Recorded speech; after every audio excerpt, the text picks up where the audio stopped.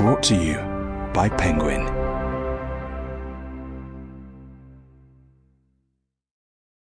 Rush by Emilee Carter. Read by Ina Marie Smith. For the girls who spent so long being a toned-down version of themselves so they didn't cause a stir, who just need to be reminded they are enough exactly as they are. Chapter 1. The morning sun streamed through the lace curtains of Savi's childhood bedroom, painting the sage-green walls in soft golden hues. Her safe Wyoming haven was a cozy, comforting mix of past and present. Posters still adorned the walls. A stack of secondhand romance books she had thrifted last week sat on the bedside table, her cherry-red claw clip on top, and an open suitcase lay on the floor by her closet, half filled with clothes from her recent trip. Savi stood in front of the antique gold mirror, toying with the pendant her birth mother had passed down to her, reminding her that her family downstairs were not the only people who loved her enough to make promises that had the power to change her life. Her fingers trembled slightly as she fastened the clasp, the weight of the day ahead pressing on her. Today wasn't just another day on the ranch. It was the day she'd step out into the world she'd dreamed of for so long, one which had been just within reach for years and was finally hers for the taking. Her mom's voice drifted up the stairs, snapping her out of her daydream. "Sav, breakfast is ready and our guest is starving." "Coming," she called back, smoothing the front of her dress. She caught a reflection again, tilting her head.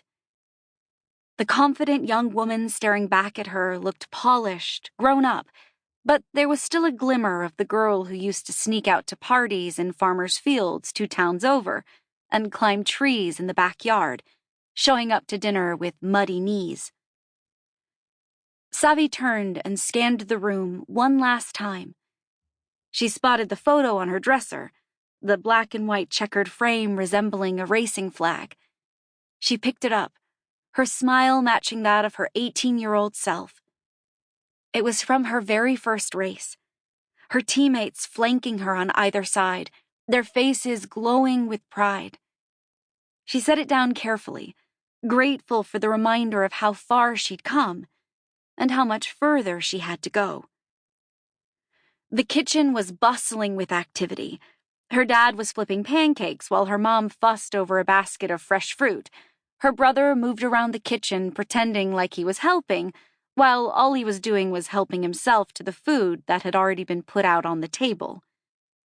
Then there was their guest, sat reading the local newspaper, like the CEO of a racing organization needed to know what was happening in a tiny town in the Midwestern United States, thousands of miles away from his home.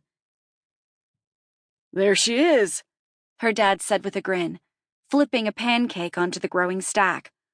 "All dressed up and ready to conquer the world of motorsport." Savi blushed. "I have been doing that for a few years now, Dad. The IEC is just on a way bigger scale, and millions more people will know my name. But anyway, it's just another contract," she sighed. That was how she had to look at it if she wanted to keep her nerves at bay. "Just another contract?" her mom echoed, setting the fruit bowl on the table. "Honey, this is the opportunity you've been working for. Don't downplay it. The money, the reputation, the power that all comes with it. This is monumental for your career." "Don't be nervous, Hart." Gabriel, her big boss and sponsor, who had become part of the family, looked up from his paper and grinned. "I molded you into the perfect woman for the job." Savi took a seat at the table, her nerves easing slightly. Her dad slid a plate in front of her, and she took a bite of the maple syrup-coated pancake, savoring the familiar taste. She had grown up eating these on a Sunday morning. Sample complete. Ready to continue?